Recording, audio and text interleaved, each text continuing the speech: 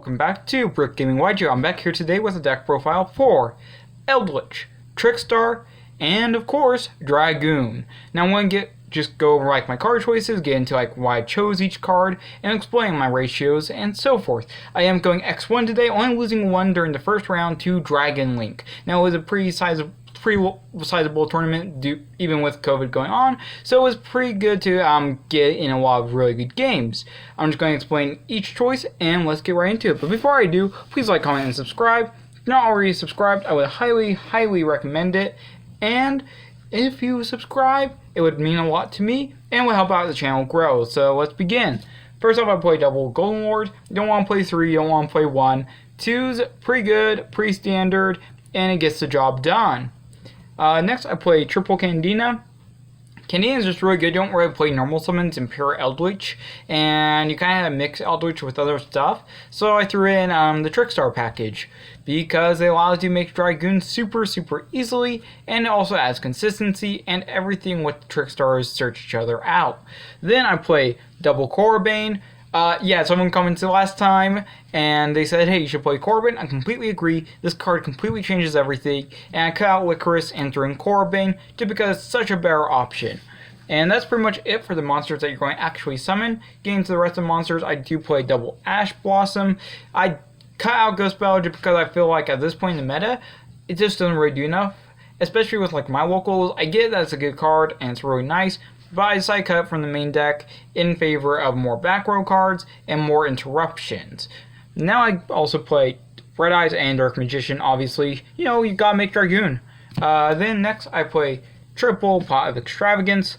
Pot is just super good. Allows you to get into your decks deeper. I open this card up almost every single game, and almost every single time I banish Dragoon. So that was very unfortunate, but I still did super well. Even with banishing Dragoon or other cards I might want to get into, I was still fine. I was able to pretty much get a lot of good wins, even by banishing one of the best cards in the game.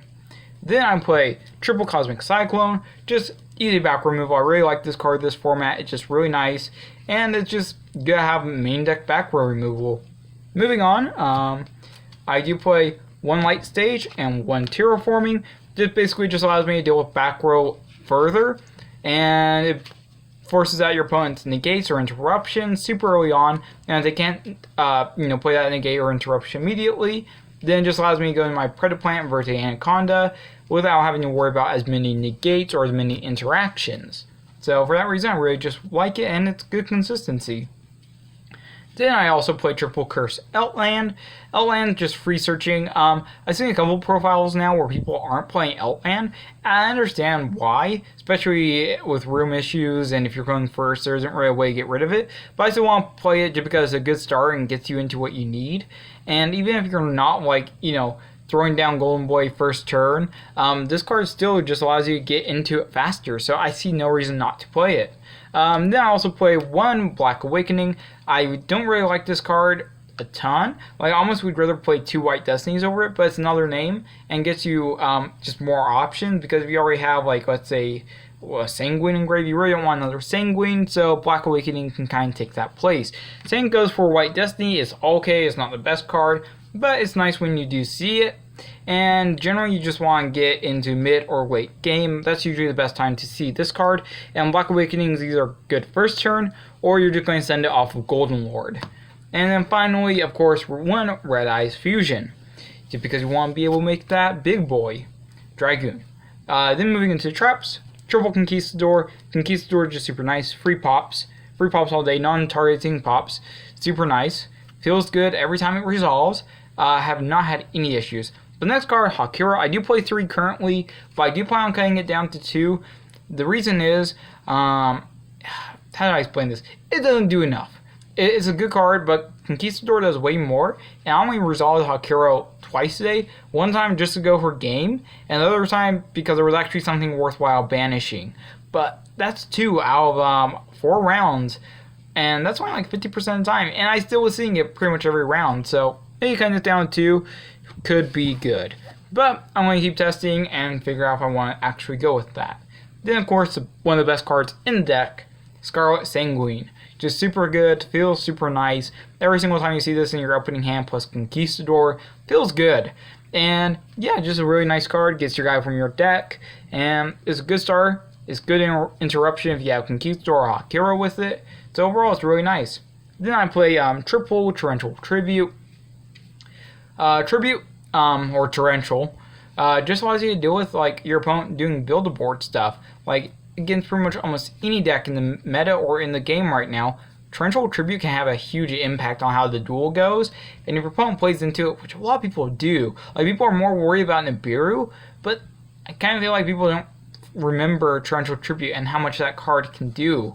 And also, Golem Lord, if he's been special summoned on your turn and it's your opponent's turn and you Torrential, he's not going to get destroyed. Dragoon doesn't get destroyed by it. So pretty much nothing that would really matter gets destroyed by Tribute. So you're basically just clearing your opponent's board with it every single time and not your own. Next, I do play Double Punishment. Punishment is just super good. It's a 1 card for 2 of your opponent's cards, or it can be 1 for 1, and then you can get resources into your graveyard.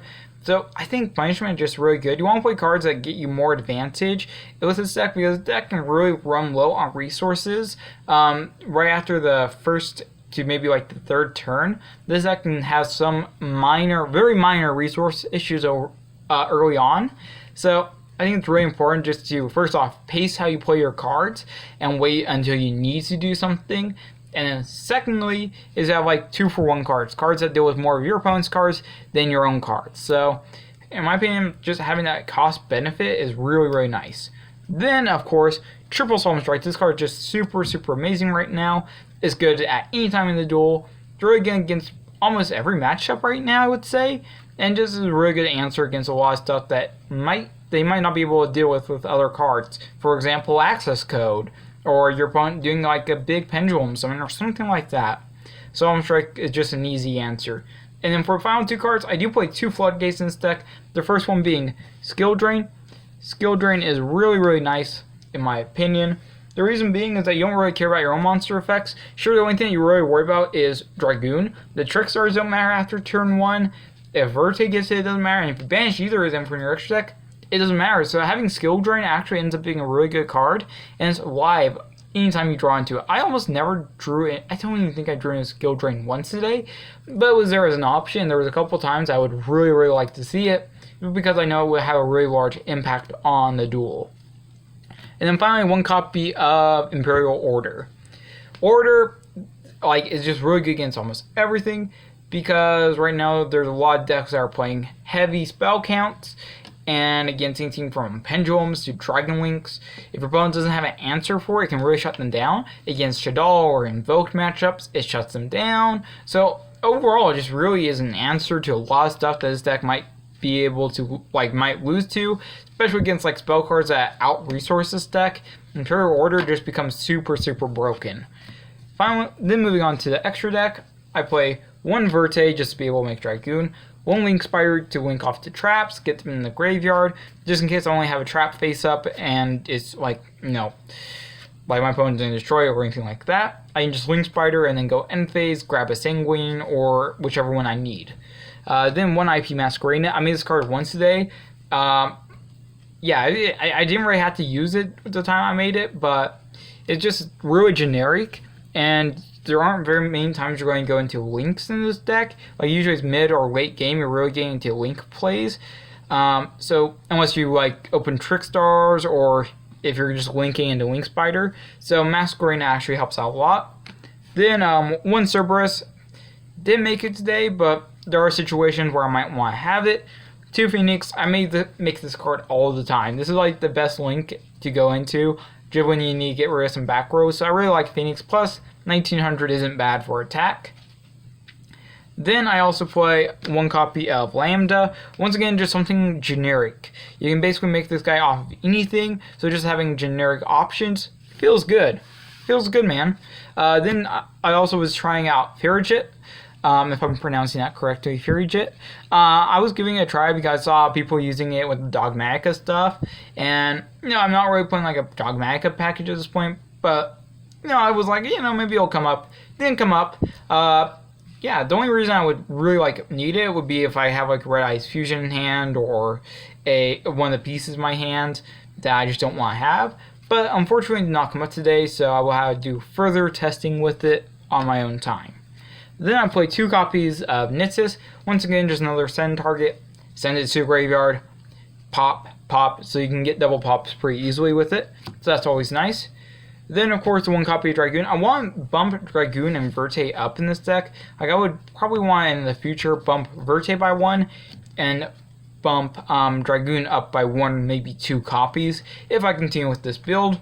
So that would be like the biggest change to this deck, is just increasing the copies of those cards. Then for the XYZs, I play 1 Super Dreadnought, just really good burn damage.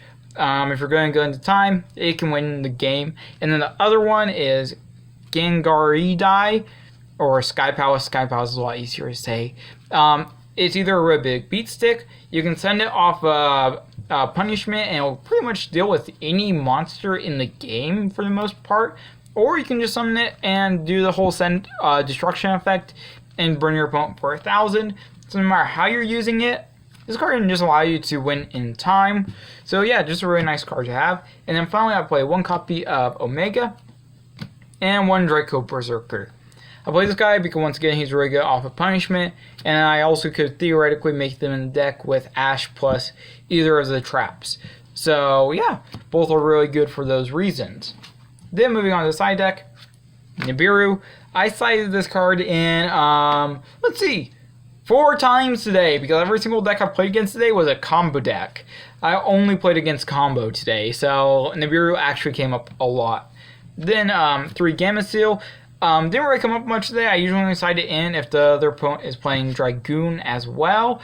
Just because even though this is a Dragoon deck with Eldlich, if a Dragoon gets over 4,000 attack, it's pretty much impossible to deal with for this deck for the most part. So that's why I'm playing Gamma Seal. Just now. Then 2 Ghost Bells, I side deck it. It came up exactly once today, so unfortunately it really wasn't that important of a card. I think I'm going to leave it in my side deck for now, but in the future it'll probably be removed.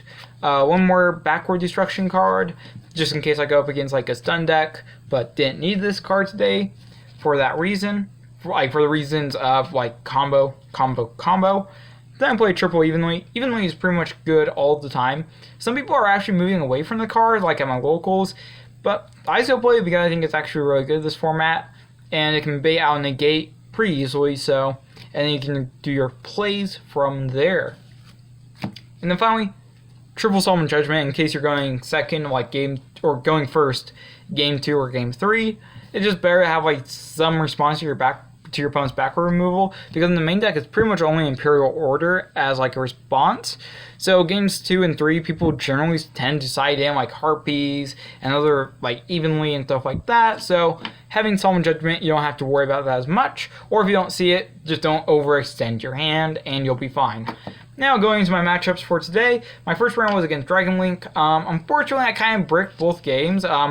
Game 1, I just opened only Eldlich engine stuff, which isn't too bad, but they were just able to play around out pretty well, and the only interruption I had game 1 was like Conquistador, so it wasn't really preferable. And then game 2, I opened up Golden Lord, Ash, and triple Torrential Tribute. So I set the Torrentials, passed to them, and they went Twin Twister, and then they were able to go from there. Unfortunately, I Ash at the right time, and I ended up losing. So that was more on me and my own mistake. My second round was against Zefra.